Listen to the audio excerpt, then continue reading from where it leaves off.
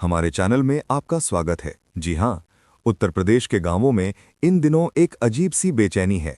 हर चौपाल पर, हर खेत की मेड़ पर, हर चाय की दुकान पर बस एक ही सवाल बार बार उभर रहा है कि पंचायत चुनाव होंगे या फिर टल जाएंगे।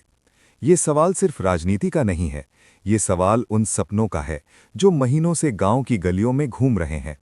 किसी ने घर घर दस्तक दी, किसी ने लोगों का भरोसा जीता, तो किसी ने अपनी जमा पूंजी तक दांव पर लगा दी। और जब अफवाहें उड़ी कि चुनाव टल सकते हैं, तो कई चेहरों पर मुस्कान की जगह चिंता और डर ने घर कर लिया। इसी माहौल में अब यूपी के पंचायती राज मंत्री ओम प्रकाश राजभर का बयान गांवों में उम्मीद की एक नई किरण बनकर सामने आया है। राजभर ने पूरे विश्वास के साथ कहा, पंचायत चुनाव टलने की बातें सिर्फ भ्रम है। उनका कहना साफ है, निर्वाचन आयोग हो या राज्य सरकार, दोनों चुपचाप नहीं बैठे हैं। जमीनी स्तर पर काम लगातार चल रहा है। उन्होंने बताया कि चुनाव की सबसे अहम कड़ी मतपत्रों की छपाई पूरी हो चुकी है और ये मतपत्र अब जिलों तक पहुंचाए भी जा रहे हैं।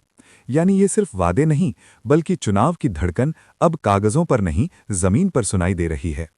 भारत समाचार चैनल से बातचीत में राजभर ने एक और भरोसेमंद बात कही।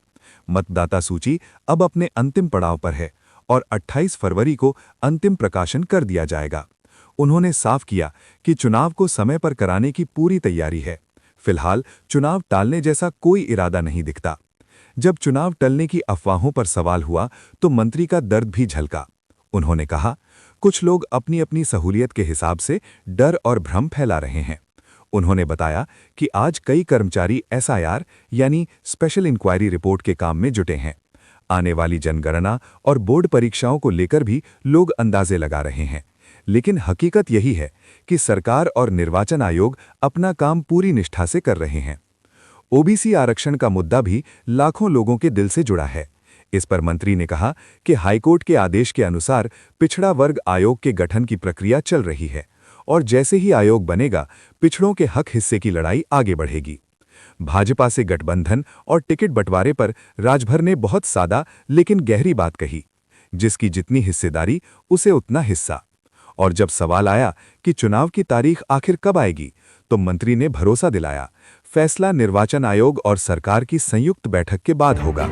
सही वक्त पर तारीख का ऐलान जरूर किया जाएगा। आज इस बयान के बाद गांवों में फिर से हलचल है। वे लोग जो सुबह शाम गांव की गलियों में घूमते रहे, जो दर दर लोगों से मिले, जो उम्मीदों के सहारे आगे बढ़ते रहे, उनके चेहरे पर आज फिर से एक हल्की सी मुस्कान लौट आई है। अब हर दिल में बस एक दुआ है, एक इंतजार है कि लोकतंत्र का ये पर्व गांवों में समय पर दस्तक दे।